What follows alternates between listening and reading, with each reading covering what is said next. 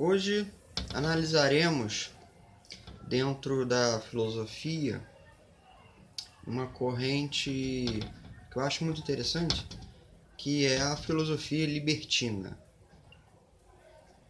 Essa filosofia, essa forma específica de se pensar o real, ela se adequa, ela se encontra pedagogicamente atrelado ao libertarismo e atrelado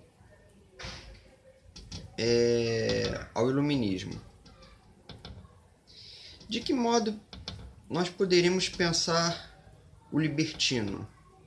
Existem fundamentalmente duas maneiras. Existe o libertino popular e existe também o libertino enquanto filósofo, que é o que nos interessa aqui no momento. O libertino popular é aquele que é tratado no filme O Libertino com Johnny Depp. É aquele sujeito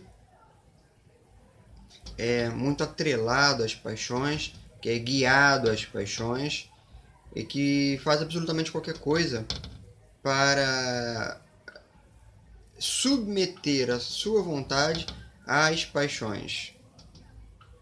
Ora, essa não é a verdadeira visão, o verdadeiro perfil do filósofo libertino, que é realmente aquilo que nos importa.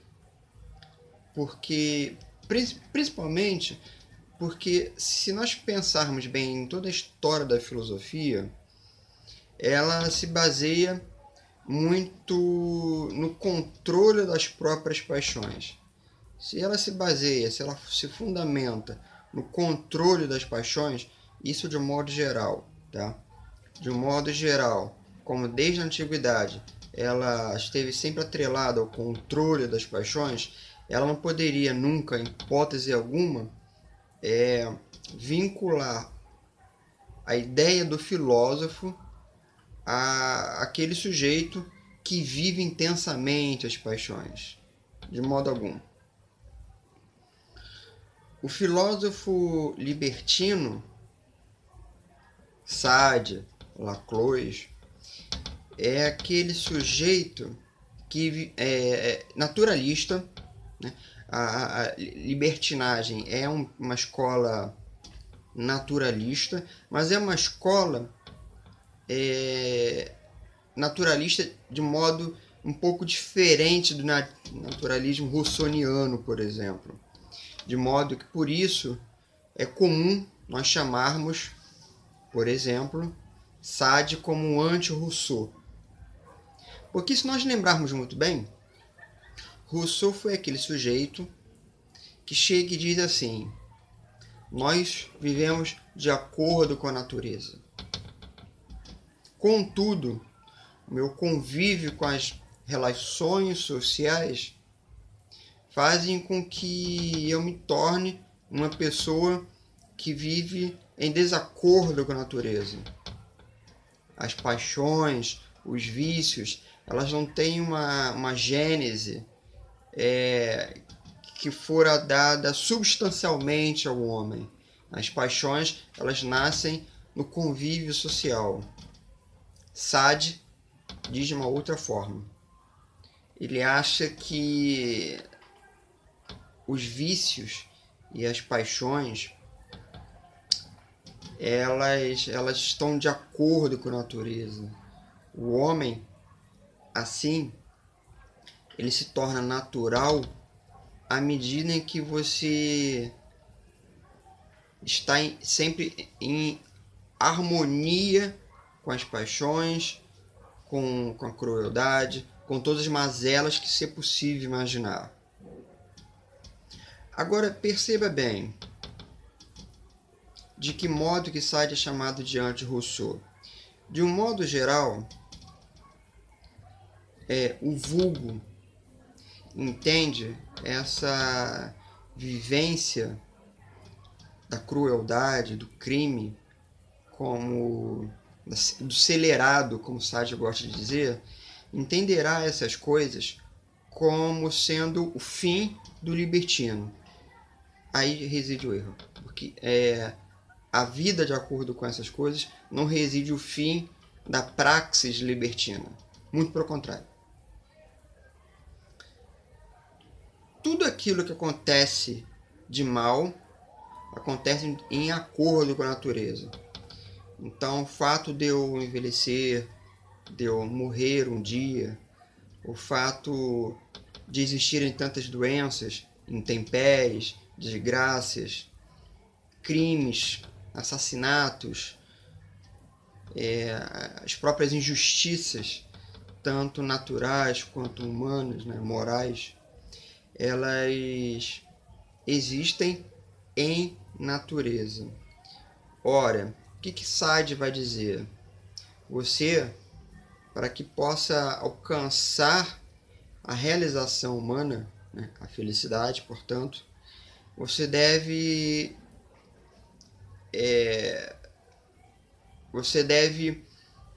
se tornar...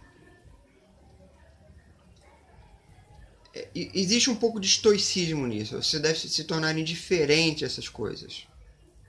Você se submete a essas coisas, né, ao mal que o mundo é capaz de proporcionar, para que logo em seguida você possa então se tornar insensível a essas coisas. De modo que quando a doença, a desgraça, quando o sofrimento chegar, você já não é mais capaz de senti-lo, porque você está além disso. Você já superou todas essas coisas que a natureza foi capaz de proporcionar a você. Você foi capaz de proporcionar um alento à própria sorte, ao seu próprio futuro. Essa, na verdade, que significa, que é a filosofia libertina. Desse modo, é um erro acharmos que a vida luxuriosa, por exemplo, é o fim da vida libertina. Não. Você, na verdade, você vai se submeter à luxúria, ao crime, às orgias, para que você então possa, na medida em que chegarem as mazelas naturais, você possa transcendê-las. É como dizer, como Sade vai dizer, a filosofia libertina é uma pedagogia, é um processo de libertação. É uma pedagogia na medida em que você se adentra no castelo de Sade, se submete a toda sorte de atrocidades que é possível dentro do castelo. Então, naquele momento que você está ali, toda gozada, toda ensanguentada, toda esfolada, é que você, se submetendo a essas coisas, estando nessas circunstâncias, é que você transcende essas circunstâncias para que possa ser indiferente às coisas que a natureza for capaz de proporcionar fora do castelo. O castelo, portanto, é uma escola. O castelo de Selling, como o Sade vai dizer nos seus romances, é um processo através do qual o homem vai se libertar de todas essas coisas. E ela é também uma filosofia altamente feminista. Feminista porque... Só que não é um feminismo como um liberal. Lembrando que os libertinos, eles são libertários, né? Eles vieram de uma corrente libertária, mas também vieram de uma corrente liberal, né? Do liberalismo, de Locke. Só que o libertino, por ser iluminista, ele traz umas luzes muito mais radicais, muito mais esplendorosas, de modo que o feminismo de Sade, ele é completamente diferente do feminismo de um liberal, stricto sensu, porque o liberalismo, ele vai buscar a igualdade. Então, para que você possa ser um feminista, um liberal, um burguês, é necessário que acabem-se com todas as diferenças. Você acabando com as diferenças, você vai fazer com que a mulher chegue no mesmo nível do homem.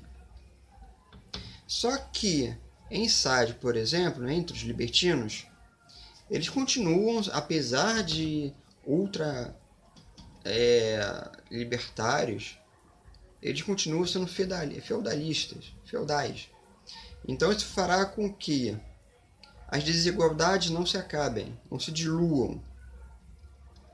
O feminismo ele vai ser alcançado no mundo entre desiguais.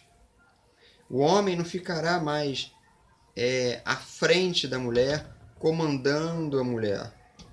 É necessário que, nesse sentido, a mulher seja capaz de sobrepujar o homem. E é isso que essa série aí, Ligações Perigosas, que está anunciando agora na Rede Globo, ela deve mostrar. Espero eu que ela mostre exatamente isso. Que é uma jovem que vai aprender a ser dominadora. E nesse sentido de ser dominadora é que se enfatiza então todo o penhor feminista do libertino. O libertino, portanto, ele não é também uma filosofia política. É uma filosofia de prática de vida. Ela não vai determinar diferenças no modus operandi político de uma determinada sociedade. Não. A preocupação libertina reside estritamente na ética. Como fazer com que você seja capaz de sobrepujar a natureza? Porque se a natureza tão má assim, o homem é capaz de, para alcançar a sua própria realização, ele é necessário que ele sobrepuja tudo aquilo de mal que seja capaz de acontecer com ele. Isso só é possível na medida que você passe pela pedagogia do castelo. Quando você, então, é capaz de se submeter a todas as atrocidades pedagógicas do castelo, para logo em seguida você se encontrar logo além de todas essas atrocidades. O libertino, existe um pouco de estoicismo nele, mas é um estoicismo um pouco diferente, porque o estoicismo ele, de acordo com as etapas dos signos, especialmente a última etapa, a etapa imperial, ele tem um lance muito da resignação, que não é comum na primeira etapa, de Crisipo, por exemplo. E também porque o libertino ele tem a pedagogia do castelo, onde você se submete às coisas. No estoicismo você não se submete. No estoicismo você encara a própria fortuna como sendo algo necessário à própria natureza. Essa ideia de necessidade, ela não está imbuída no libertino. Existem outros conceitos que estão imbuídos no libertino, mas não isso, como ateísmo, por exemplo. O ateísmo é uma ideia muito intrínseca ao libertino. Lembrando que viveram no momento da Revolução Francesa, queda da Bastilha, a ascensão de Robespierre, e por aí vai. Mas eu gostaria de, num vídeo futuro, abordar ainda essa questão do ateísmo, porque sinto que esse é um tema muito importante para os dias de hoje, nesses momentos em que o Brasil ele é tomado por uma onda teocrática capaz de assolar todas as camadas sociais, a não ser aquelas que comungam da mesma fé. E nesse sentido, então, eu acho que termina por aqui o nosso vídeo de hoje. Espero que tenham gostado.